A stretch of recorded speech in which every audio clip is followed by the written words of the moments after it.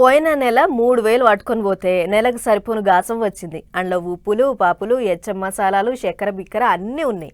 ఇంకో సామాను బయట కొనకుండా బరాబర్ నెల మొత్తం గడిచిపోయింది. అదే ఈ నెలలో పోతే అందులో సగం సామాను కూడా రాలే.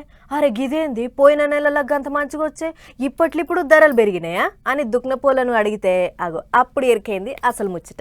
ఏం తినే తట్టు లేదు, ఏం కొనే తట్టు లేదు, నాగులో నాగన్న ధరలిట్ట మండమంటే నాగులో నాగన్న అని పాడుకునే కథనే అవుతుంది కదా సగటు గరీబులకు. మరి లేకుంటేంది మొన్నటి దాకా యుద్ధం యుద్ధం అని చెప్పి అట్లో పెంట ఆయన, ఇటు చూస్తే ఎల్లినో జయంగా వ్యవసాయం అంతా ఎద్దాం అద్దం. ఇక ఏడ కోసెళ్తుంది గరీబుల బతుకు. మీదంగా పశ్చిమాసియాల చమురు ధరలు ఉన్నతావులో ఉంటలేవాట.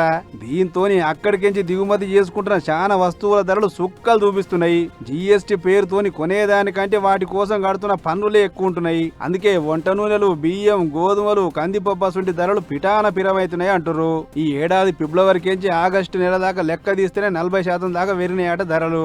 అంటే చూసుకోర్రే ఏ రేంజ్ లో పెరిగినాయో. ఇదే కాదు, నిరుడుతో పోలిస్తే ఈ ఏడు వానలు లేక సాగు అమాంతం పడిపోయింది. అందుకే మన కాడ దొరికే వస్తువులు గిన చాలా మటుకు దొరుకుతలేవాట. ఇగో గీ ముచ్చట్ల మనం బయటి దేశాలకించి వస్తువులు దిగుమతి చేసుకోవాల్సి వస్తుంది. అదేపై మామూలు టైంలో అంటే ఏమో అనుకోవచ్చు గాని ముంగట రాగిట్ల పున్నం, జన్మాష్టమి, చవితి పండుగ, బతుకమ్మ, దసరా, దీపావళి, క్రిస్మస్ ఓ గిట్ల లైన్ పెట్టునే పండుగలు.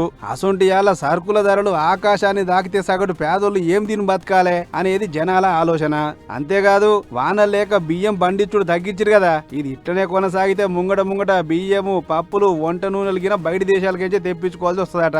మరిగా రాబోయే కరువు కాలాన్ని ఎట్లా ఎదుర్కొంటారో ఏమో గాని సర్కారులుగా పరిస్థితి రాకుండా ముందస్తు చర్యలు తీసుకుంటే మంచిది. ఇప్పటి నుంచేగా ఆలోచన చేయాలి అని అంటారు పబ్లిక్. చూడాలి మరిగా ఏం చేస్తారో.